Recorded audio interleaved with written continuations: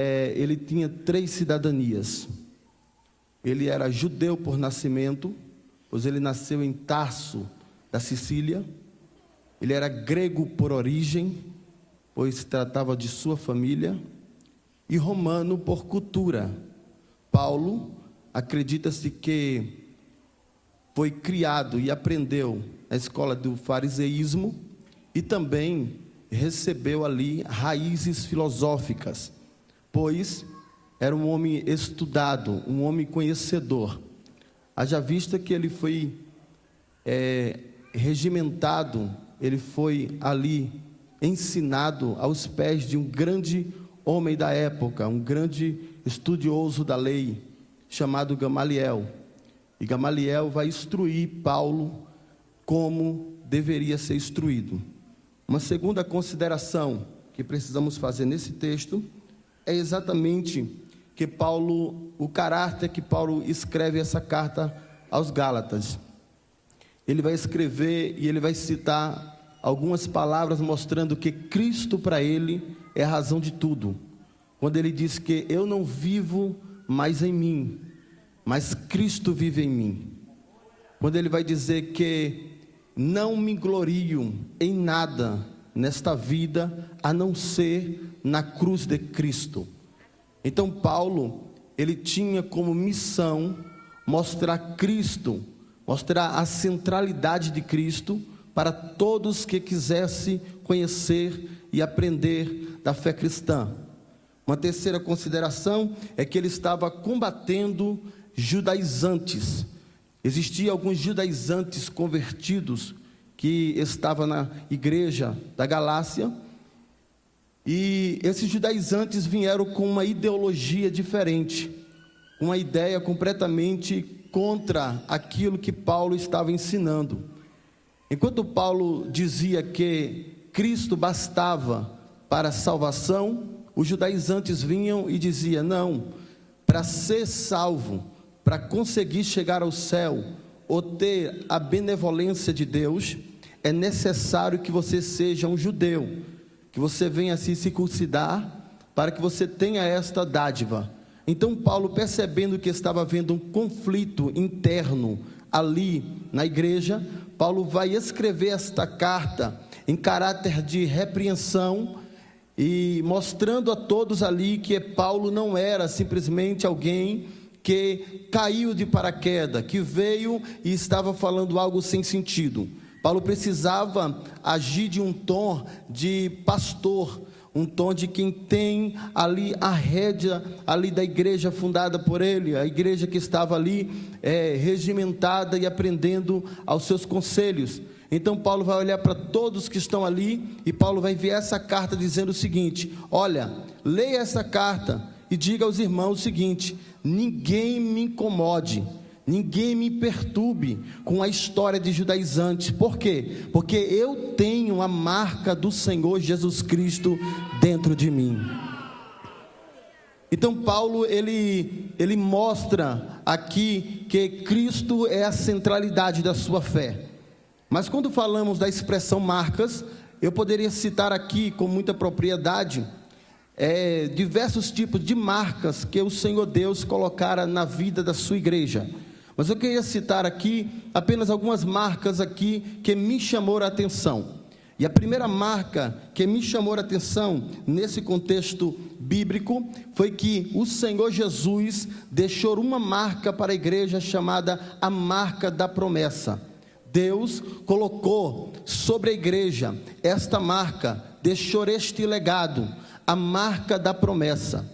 Nós sabemos que a Bíblia, ela registra a cerca de 8.153 promessas, mas dessas 8.153 promessas, 3 delas são diretamente ligadas à igreja, diretamente ligadas ao seu povo, diretamente ligadas à sua igreja. E são elas: a primeira promessa que o Senhor fizera à igreja de Cristo está no Evangelho de Mateus, no capítulo de número 16, e o versículo 13 ao versículo 18. Aquilo ali aconteceu mais ou menos assim. Um dia Jesus estava com seus discípulos, estavam todos reunidos, e os discípulos contando das maravilhas que o Senhor tinha feito. Então Jesus vai observar naquela reunião, e Jesus vai lhe fazer uma pergunta. Jesus pergunta aos seus discípulos: pessoal, quem o povo por aí estão dizendo que eu sou? Os discípulos vão se deparar com esta indagação do mestre, do manso nazareno Jesus, e um vai tentar responder de melhor forma possível. Um vai olhar e vai dizer: olha Jesus, estão dizendo por aí que o Senhor é aquele profeta chorão, aquele profeta chamado Jeremias. Outros estão dizendo que o Senhor é aquele profeta do fogo, o profeta Elias. Outro ainda estão dizendo e afirmando que o Senhor é aquele profeta, o profeta João Batista. O Senhor é João Batista que ressuscitou e está entre nós. Jesus para por um momento. Naquela ocasião, Jesus faz a pergunta direta, agora, não mais externa, mas interna. Jesus pergunta para os seus discípulos: e vós, quem vós estão dizendo que eu sou? Os discípulos logo ficam, penso eu, sem palavras ao primeiro instante, mas Pedro vai abrir a sua boca, pois era mais temperamental, era mais impetuoso, e Pedro vai abrir a sua boca e vai dizer o seguinte: olha, tu és Jesus Cristo, o Filho de Deus vivo. Na mesma hora, Jesus olhou para Pedro e disse: Pedro, não foi a carne e nem o sangue que te revelou isto, mas foi o Pai que estás no céu. Portanto, tu és Pedro, e sobre esta pedra edificarei a minha igreja, e as portas do inferno não prevalecerão contra a minha igreja. Eu queria apenas abrir um parêntese para lhe dizer uma verdade aqui agora. Jesus foi quem falou: é a minha igreja. A igreja é de Cristo, você é propriedade de Cristo. Portanto, nesta noite, fique tranquilo, porque nada vai acontecer se o Senhor não permitir, porque nós somos propriedade de Cristo Jesus. Uma segunda promessa que o Senhor faz é exatamente a promessa que enviaria o Espírito Santo. Esta marca, ela vai mostrar aqui que Deus não vai deixar a sua igreja órfã. Se a igreja é minha, eu não vou deixar órfã. Então, ainda falando de uma segunda, desta marca, a primeira promessa, a segunda promessa é esta: ele faz a promessa sobre o Espírito Santo. Lucas 24 e 49, está escrito: e eis que envio sobre vós a promessa do meu Pai. Ficai, porém, em Jerusalém, até que do alto sejais revestido de poder. É interessante que Jesus, ele dá uma ênfase especial de Jerusalém. Jesus diz assim: ficai, porém, em Jerusalém, até que do alto sejais revestido de poder. Ou seja, Jesus está dizendo: o lugar que vai cair poder é em Jerusalém. Não saia para nenhum outro lugar, fique em Jerusalém, porque Jerusalém é o lugar onde vai cair sobre vós, ou derramar sobre vós o Espírito Santo, o outro Consolador. Ficai em Jerusalém. Uma terceira promessa, ainda falando da primeira marca, é a promessa do arrebatamento da igreja. E Jesus fez questão de enfatizar isso no Evangelho de João, no capítulo de número 14, versículo de número 1 e versículo de número 2 em diante, quando ele diz o seguinte: ele diz assim: não se turbe o vosso coração, crede em Deus, crede também em mim. Na casa de meu Pai há muitas moradas. Se não fosse assim, eu não vos teria dito: vou-vos preparar-vos lugar. Para quê? Para que aonde eu estiver, estejais vós também. Ele disse: eu virei outra vez e vos levarei comigo, para que aonde eu estiver, estejais vós também. Escute, irmão, Jesus prometeu sobre a sua igreja, está de pé a promessa está de pé, a igreja está de pé, militante na sua obra. Jesus prometeu sobre o Espírito Santo, está de pé. Lá no cenáculo em Atos dos Apóstolos, ele derramou o Espírito Santo sobre 120 crentes, e depois da pregação de Pedro, foi quase 13.000 almas que se converteram a Jesus Cristo e acreditaram na fé cristã. A terceira promessa também está de pé, igreja. A esperança da igreja é que a qualquer momento Jesus pode soar com a trombeta e levar esta igreja para a glória. Eu acredito no arrebatamento da igreja. É uma realidade. Jesus prometeu e ele não vai falhar sua promessa. É interessante que Jesus falou sobre o arrebatamento, e o apóstolo Paulo, ele vai enfatizar sobre isso. O apóstolo Paulo vai dizer que o arrebatamento é uma realidade. Mas quando olhamos essas três promessas, aqui Jesus está destacando, é a primeira marca da igreja. A segunda marca da igreja, que merece a nossa atenção aqui, é a marca do sangue de Cristo. Jesus marcou a sua igreja com o seu sangue, e esta marca a igreja tem. A igreja recebeu a partir do momento que aceitou a Jesus como seu Salvador. Jesus já o lavou com o seu sangue, e ele tem a marca do sangue de Cristo. É interessante a expressão marca do sangue de Cristo, porque é por esta marca que estamos aqui. Porque esta marca do sangue de Cristo, ela foi resgatada por um pecado original, ou por que não dizer, pela queda do homem. Ela foi resgatada, esta marca do sangue de Cristo. Percebam então, a Bíblia, ela é destacada, ela é dividida entre Antigo Testamento e Novo Testamento. No Antigo Testamento, a queda do homem fez com que a aliança de Deus fosse quebrada com o homem. A desobediência do homem fez com que esta aliança fora quebrada. Existiram pelo menos 9 tipos de aliança. A primeira aliança que a Bíblia registra é chamada de aliança edêmica, esta aliança de Deus com o Éden. A segunda aliança é a aliança adâmica. A terceira aliança é a aliança noética. A quarta aliança é a aliança abraâmica.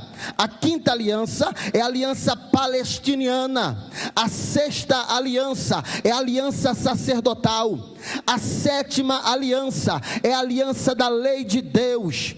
A oitava aliança é a aliança da graça. E nesta aliança da graça, Jesus afirmou na nona aliança que a aliança da graça está ligada ao seu sangue. E ele escreveu, Paulo fez questão de enfatizar esta verdade quando ele escreveu na sua carta, que é uma leitura oficial da nossa igreja, primeira carta de Paulo aos Coríntios, no seu capítulo 11, versículo 23 em diante, quando diz o seguinte: porque eu recebi do Senhor o que também vos entreguei, que o Senhor Jesus, na noite que foi traído, tomou o pão, e tendo dado graça, o partiu e disse: tomai e comei, este é o meu corpo que é partido por vós, fazei isto em memória de mim. Semelhantemente, depois de cear, tomou o pão, tomou o cálice, dizendo: este cálice é a nova aliança do meu sangue. O que o Senhor quer dizer, pregador? Eu quero dizer que se a aliança foi quebrada no jardim do Éden,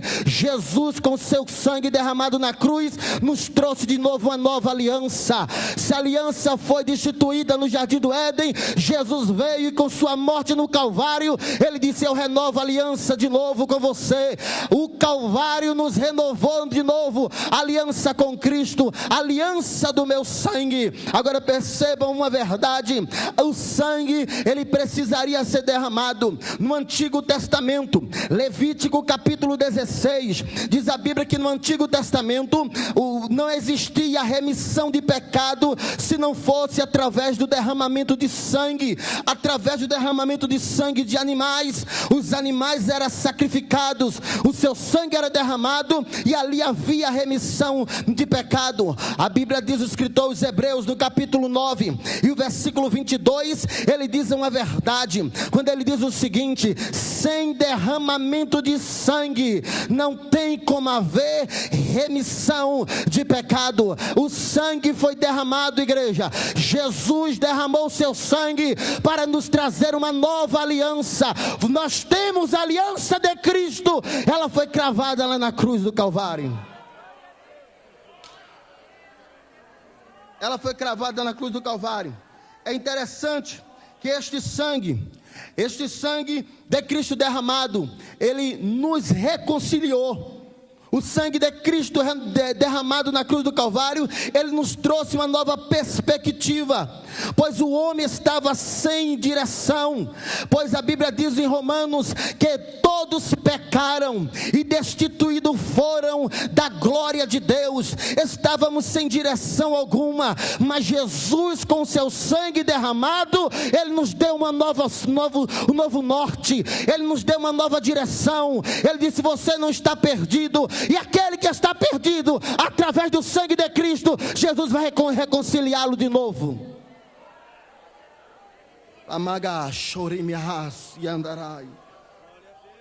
Estamos aqui por causa do sangue de Cristo, por causa do Calvário, por causa da crucificação. Se temos hoje essa esperança de irmos para o céu, é porque Cristo na cruz do Calvário nos garantiu esta vitória. Nos garantiu esta vitória. Este sangue que nós fomos comprados, senhores. Pedro vai dizer o seguinte: não foi com prata e nem com ouro que fosse comprado, que fosse resgatado da vossa vã maneira de viver, mas foi com o precioso sangue de Jesus Cristo. Aleluia. Foi com o sangue de Cristo. Foi com o sangue de Cristo. Ele nos lavou, ele nos comprou. É interessante que essa segunda marca Jesus nos deu, aleluia, Deus deu seu Filho, aleluia, para morrer por nós. Foi o sangue de Cristo, e através da crucificação de Cristo, ele nos livrou do agrilhão da morte.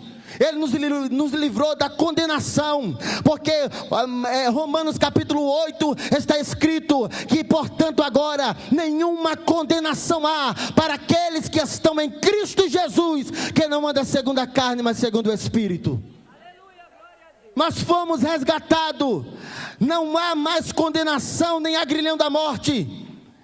Paulo fez questão de enfatizar isso quando Paulo escreveu na sua primeira carta aos Coríntios, capítulo 15, versículo 52 e diante, quando ele diz o seguinte: eis que vos digo um mistério, na verdade, nem todos dormiremos, mas seremos transformados, no momento, no abrir e fechar de olhos, ao soar da última trombeta, porque a trombeta soará, e nós seremos transformados em corpos incorruptíveis. E convém que isto que é corruptível se revista da incorruptibilidade, e isto que é mortal se revista da imortalidade. E quando isto que é corruptível se revestir da incorruptibilidade, e isto que é mortal se revestir da imortalidade, cumprir-se-á o que está escrito na palavra: tragada foi a morte pela vitória. Onde está, ó morte, a tua vitória? Onde está, inferno, o teu agrilhão? O agrilhão da morte é o pecado, a força do pecado é a lei, mas graças a Deus que nos garante a vitória por nosso Senhor e Salvador Jesus Cristo.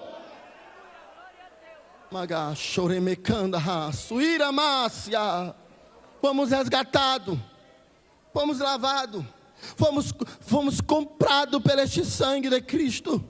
E não é qualquer sangue, foi o sangue de Cristo. Pois Hebreus vai dizer o seguinte, o escritor aos Hebreus vai dizer que não é com sangue de bode, não é com sangue de carneiro mais, não é com sangue de ovelha mais, mas é com o sangue precioso de Jesus Cristo.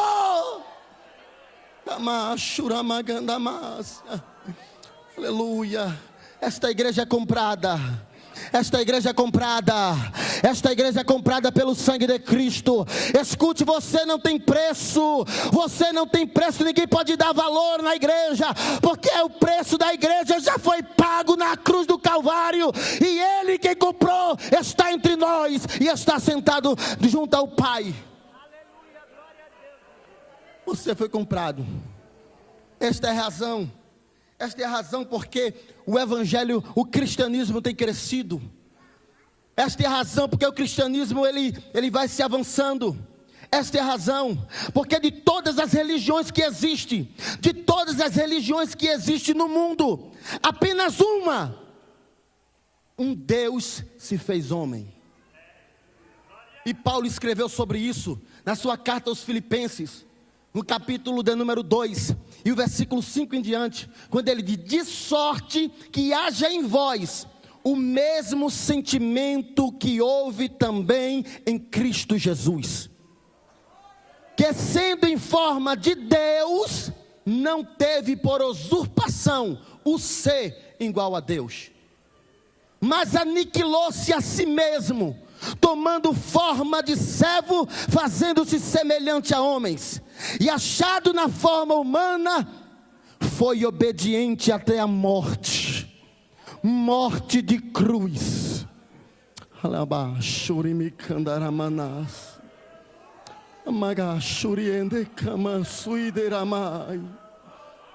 Aleluia, Jesus. Morte de cruz.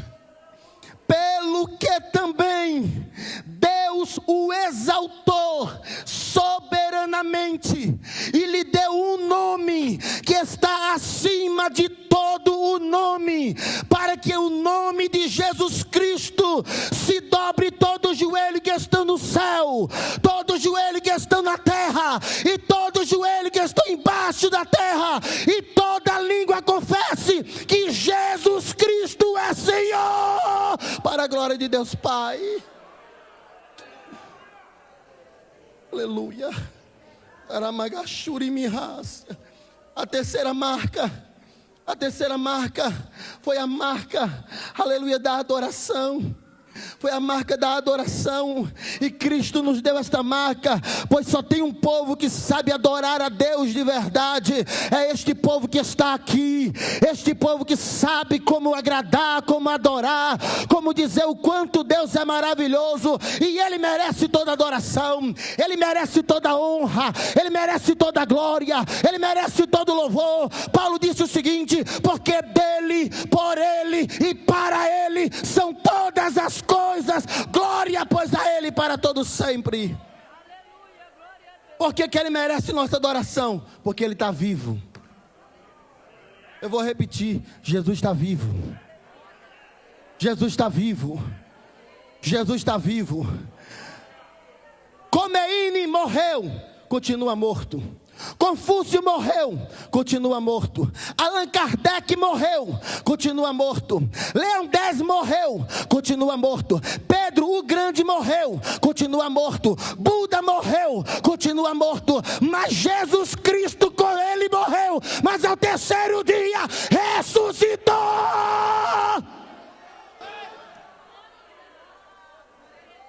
Quem crê que Ele está vivo? Jesus está vivo.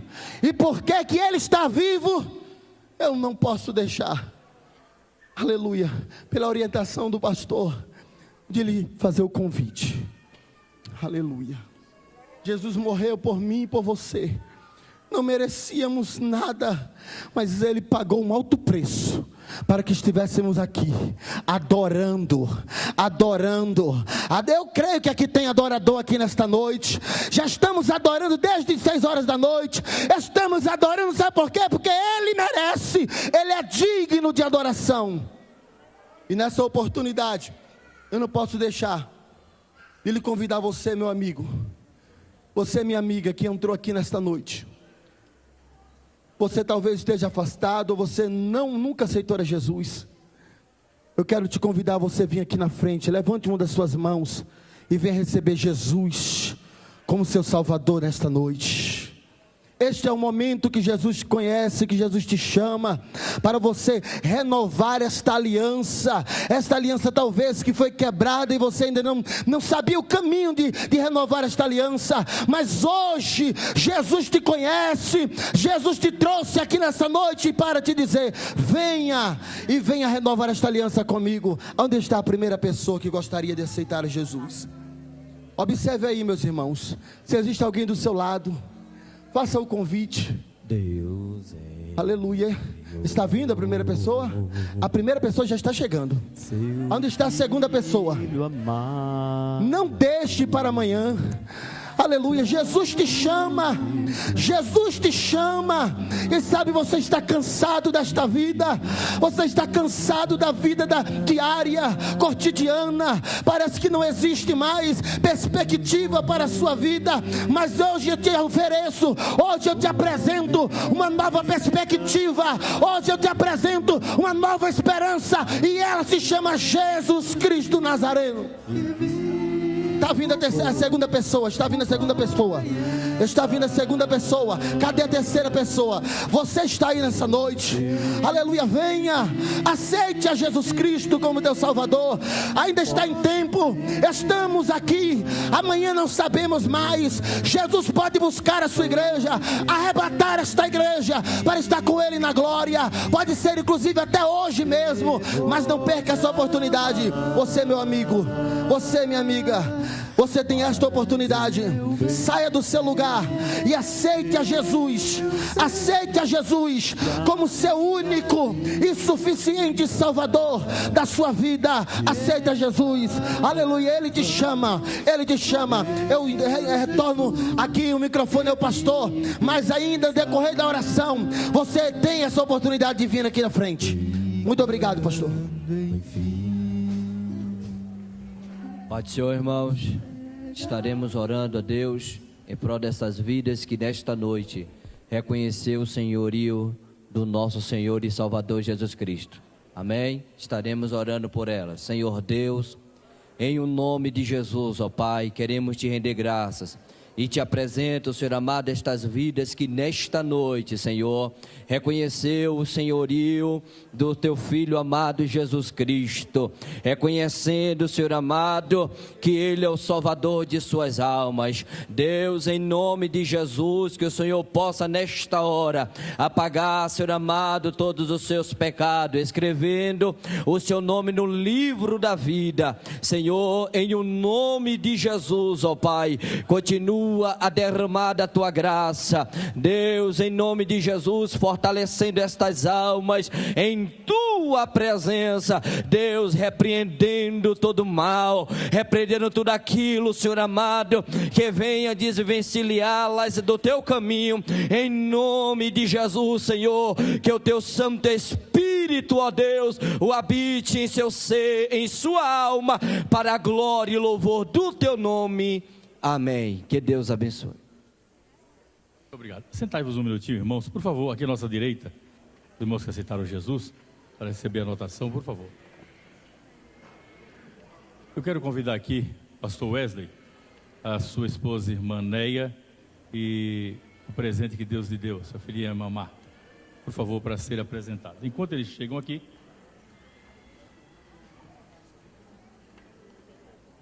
a mamãe pode trazer a criança, é isso. Enquanto eles se aproximam do santuário, eu quero convidar você, meu irmão, minha irmã, que não tem vindo à escola bíblica dominical. Nós estamos estudando um tema lindo este trimestre. A primeira lição trouxe-nos o tema de escatologia, o estudo das últimas coisas. A segunda lição, sinais que antecedem a volta de Cristo. A terceira, esperando a volta de Jesus. A quarta, esteja alerta e vigilante Jesus voltará. A quinta lição, o arrebatamento da igreja. A sexta, o tribunal de Cristo e os galardões. A sétima lição, as bodas do Cordeiro. A oitava lição, a grande tribulação. A nona, a vinda de Jesus em glória. A décima, milênio, um tempo glorioso para a terra. A 11ª, o juízo final. A 12ª, novos céus e nova terra. E a 13ª, o destino final dos mortos. Irmãos, esse trimestre, como a escola dominical por um todo, está uma bênção. Venha à escola dominical. Todos os domingos, nós temos aqui das 8 da manhã às 8h30, o período de oração, e das 8h30 às 10h30, a nossa querida escola bíblica dominical. Temos classes desde 2 a 4 anos até o mais ancião. Jovens, adultos, adolescentes, são 10 classes com 33 professores. O nosso corpo docente, ele é composto de um corpo docente excelente e você só tem a ganhar. Venha à escola dominical. Você que ainda não participou, se porventura você não pode vir aos domingos porque trabalha,